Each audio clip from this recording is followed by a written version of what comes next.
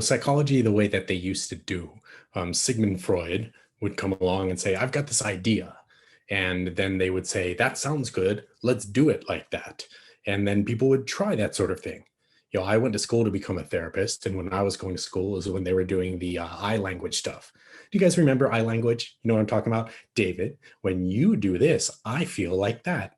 And the idea was that I wouldn't feel blamed because you were talking about you, not me. Turns out people still got it. They still got that you were talking about them and they still felt blamed. And people are like, why isn't this working? We've really only started paying attention to difficult conversations, not for very long. The late 80s is when they first started saying, well, why don't we do it like this? And why don't we do it like that? And psychology had a major shift. The shift in psychology was like, well, why don't we stop coming up with great ideas on our own, us psychologists? And instead of that, what we can do is look and see how the people who are actually really good at this, how they do it. Right. I mean, we all know people who are really good at conversations like that, right? I know someone named Mark who is super, super smooth. And anytime anything's rough, he says something and everything just goes well. You guys know somebody like that?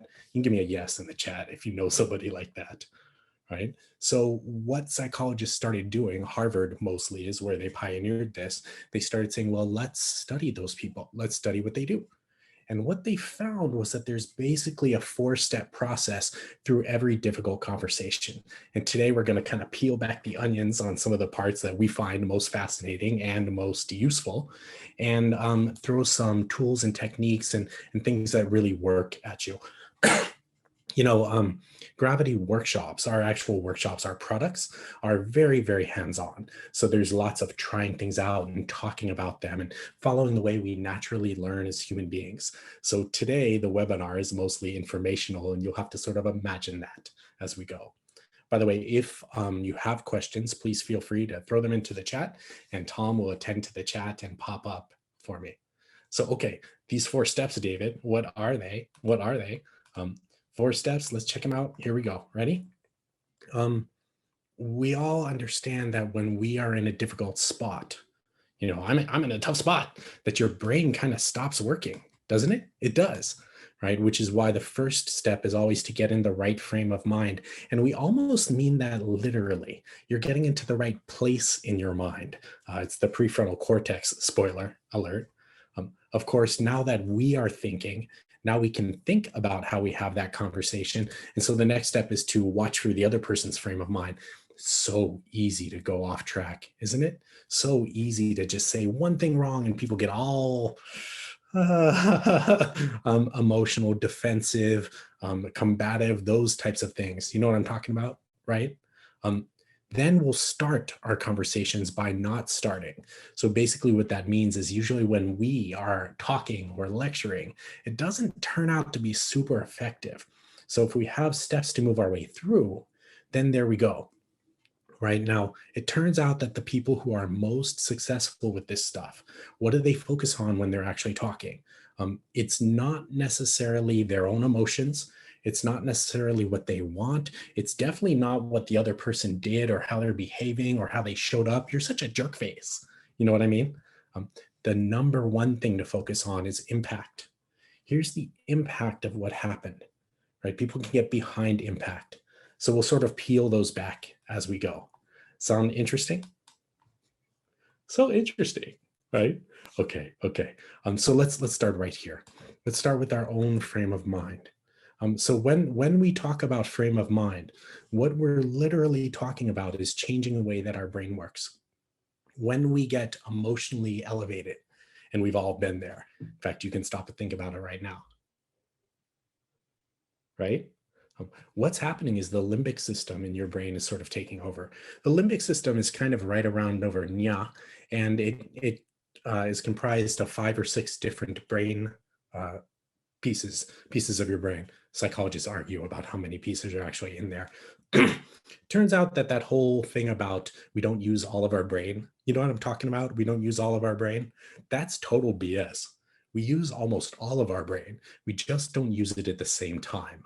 When part of your brain is very active, the other parts of your brain are literally de-energized. The active part of your brain pulls blood for oxygen and uses most of the electrical connectivity. So if you feel like when you're emotional, you can't think, give me a yes in the chat if that's you. When you get really emotional, you can't think, right? That's because you can't, literally, because the limbic part of your brain is stealing all of the brain energy. So what we need to do if we're going to be at all impactful or at all conscious about how we make conscious decisions with difficult conversations is start with our own frame of mind. Make sense? So there are two things scientifically proven to make a big, big difference right away. So let's hit those.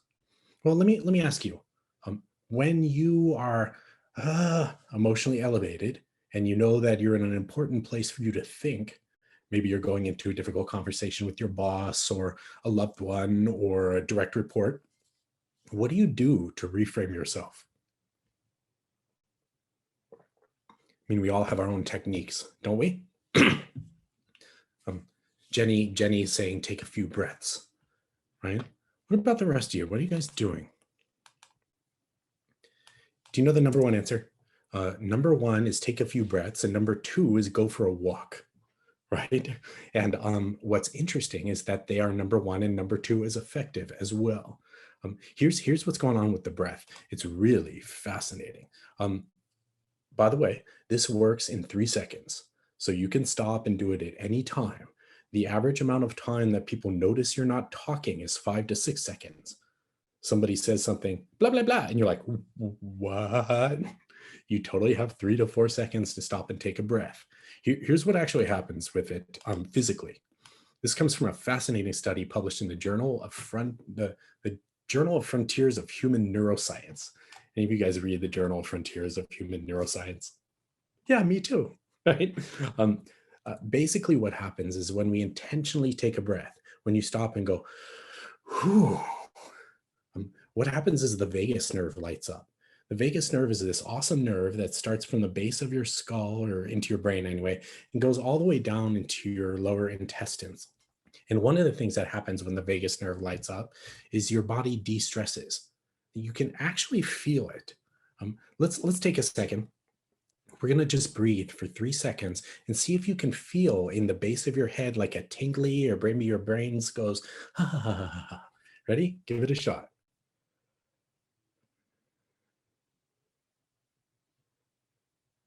It's neat, isn't it? Right around 3 seconds for me is when that like tingle starts going on. Starting with the breath is the right way to go. Now, if you go for a walk, which is not always, it's cool, isn't it? If you go for a walk, which is not always an option, you can't stop in the middle of a conversation with your boss and go, hold on, I'm going for a walk. What it does is activate your motor cortex, which literally takes energy away from your limbic system. Your motor cortex has to work or else you fall down. You know what I'm talking about? So when that's not an option, and often that's not an option, here's the second most useful thing that you can do to get yourself into the right frame of mind. Now, we have whole workshops about emotional intelligence, and we approach it from a very scientific, here's how to do it sort of aspect.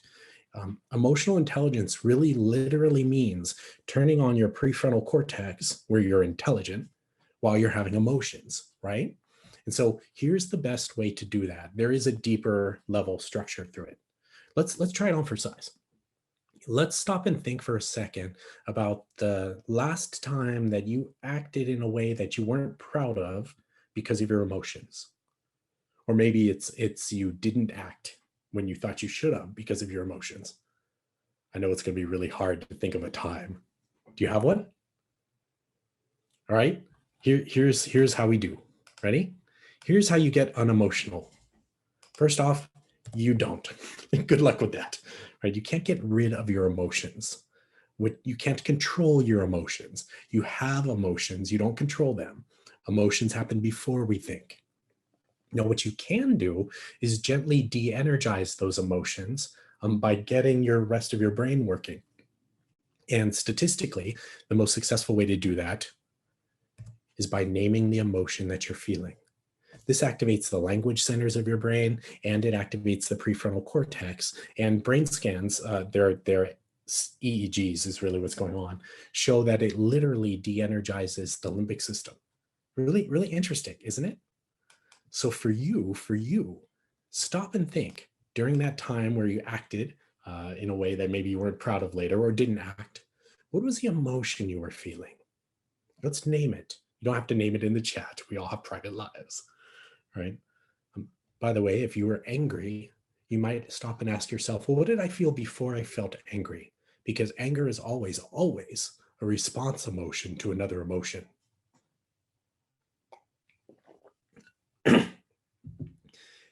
Now your brain is working. Now your brain is working, right? So these are the top 2 steps that you can do to orient your brain and do it very quickly. We're talking about 3 seconds to take some breaths and oh, I just felt it. Let your vagus nerve get going. And then you stop and you're like, what am I feeling right now? I'm feeling a little scared. I'm feeling a little tense. I'm feeling anxious. I'm feeling frustrated. I'm feeling angry. But before I felt angry, I felt embarrassed. Now we've got our brain working. Now it's time to start with their emotions, right? So if we're pivoting towards this conversation, now it's time to think about, okay, so how do I not screw this up? I mean, people get defensive, don't they? I sure know that I get defensive a lot. You get defensive. Here's the question: why? Why are people so defensive all the dang time? I mean, it's real, isn't it? There's this fabulous study published in the Journal of Personality, which sounds like cool people to talk to at parties. And basically, what they say is that usually there's some sort of threat, and generally that threat is to the person themselves. That generally people don't get defensive about what they did, they get defensive about who they are. You know what I mean? Somebody feels embarrassed. Their self-image is being questioned. Their competency. This happens a lot at work. People feel like their competency is being questioned, so they get defensive about it. People feel like they're being told they're a bad person, right? Or they feel threatened in some sort of way. It makes sense that they get defensive about who they are, not what they did. In our workshops, we kind of unpack the last time we got defensive and how it was hitting us, and to watch people go, whoa, that is really it, isn't it? And so you, as the person who's having this difficult conversation, remember that's what we're talking about today, is getting ourselves into difficult conversations. Here's something that you can try. It's not necessarily easy. If people get defensive about themselves, right? I'm defensive about me. One of the things that research shows that you can do is remove the word you from the conversation, right? So instead of, well, you said, because now we're talking about you, instead of why did you, now we're talking about you, right? You can kind of feel it. Ask a little kid, why'd you do that? The kid's like, I don't know. They know. They know why they did it. It's just you're having a very personal why conversation about them. So instead, well, you said turns into, well, I heard blah, blah, blah, blah. Instead of you missed the deadline, it's, well, the deadline came and went. You know what I mean? Now we're talking about a thing that happened and not about a person. And you're like, why do I have to dance around people's feelings? Can't I just talk to them? I mean, you can do whatever you want. It's just that the research shows that you is the trigger word. Remember that, David? When you do this, I feel like that. They were trying to avoid those emotional triggers. It turns out that that doesn't avoid those emotional triggers. Being careful about how you talk does. It's the word you. So as we move our way into these conversations, you might consider that as a benefit. And as you're moving in, here's another fantastic technique to keep people from getting all offended, to keep them from taking it wrong. You know, it comes from assertiveness conversations. Most of the assertiveness studies are done on women. They're kind of in this, like, what the psychologists call a double bind. You're damned if you do and you're damned if you don't, as far as assertiveness comes along. You know what I'm talking about, right? And so when they study people who are assertive, women especially who are assertive, and then they study, well, which one of them causes, not causes, during that conversation, which people are less likely to be taken wrong, they find that there's a commonality there. And that commonality comes with this. Here, check out this slide. Our graphic designer thinks this is a beautiful slide, right? There's a 33% reduction in people taking it wrong, what they officially call assertiveness backlash, if before you say what you're going to say, you basically frame up what you're going to say. They call it framing your way to fame, or maybe they meaning we call it that. And here's how it works. Basically, what you do is you just say what your intent is before you say anything risky, right? So for example, that might sound something like, hey, I feel like I need to say something and I hope nobody takes it wrong. Or, hey, I'm going to say something and I want to make sure that everybody knows that I'm talking about the project and not about who is good or bad, right? Or maybe I'm a blunt person, so I'm just going to say something and I don't mean it in any kind of offensive way. When you frame up what you're going to say, it reduces the likelihood of assertiveness backlash by about a third. Psychologists think that it works because when you say, hey, I hope nobody takes this wrong, here's what I mean, then we start thinking about it. So we turn on our prefrontal cortex, which de-energizes the limbic system. It's cool, isn't it? Right? You might be thinking, would this even work for my team? You know what I'm talking about? If you like, when we send out the recording here, we'll also include a link directly to my calendar. You can make a call. And if you have questions like, is gravity a good fit for our organization? Or can you customize learning and still show ROI? Or maybe even can you teach our team how to do program design at a high level or teaching? We can have a conversation about it. Just so you know, we're not salespeople, so it'll be a fun teacher conversation. And if we work together, then we do. And if we don't, we don't. All right. So here we go. Now you've introduced and started the conversation. So that's what we're talking about, is starting the conversation here. And here's the big thing. What you definitely don't want to do is go first. Here on the screen, check it out. Let's play Price is Right. This is from an awesome study in the Journal of Psychological Reports in 2016. And basically what they were trying to do is figure out how much more likely people are to listening if they feel listened to. So let's play Price is Right with it. In the chat, take a guess. What do you think? What's the percentage of increase? You think it's like 5%? People are more likely, 5% more likely to listen if they feel listened to? 8 million percent? Let's see if anyone can guess. I'll check out the chat. We got a 40. What do you think? What do you think? 60, 65? Cheryl's got 80 in here. By Price is Right rules, Cheryl wins. It's 400%. People are 400% more likely to be open to listening if they feel listened to. I mean, that's true, isn't it? Like, you're way more likely to listen if you feel like you're listened to, which is why in a difficult conversation, the people who are the most successful, this isn't a psychologist telling you to do it, it's the measurement. Those people don't go first.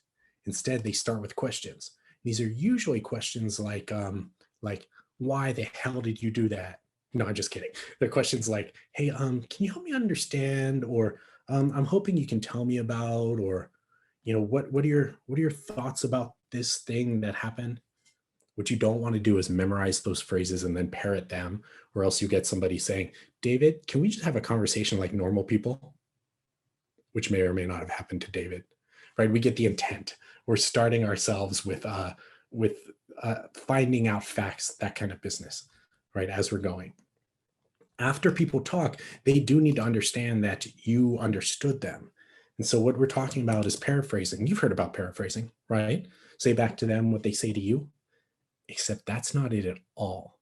So what you're saying is blah, or what I'm hearing is blah. I'm talking about me now. Paraphrasing only works when it confirms to the other person that you listened to them. I mean, that's the whole point of it, right? That you listened and got them.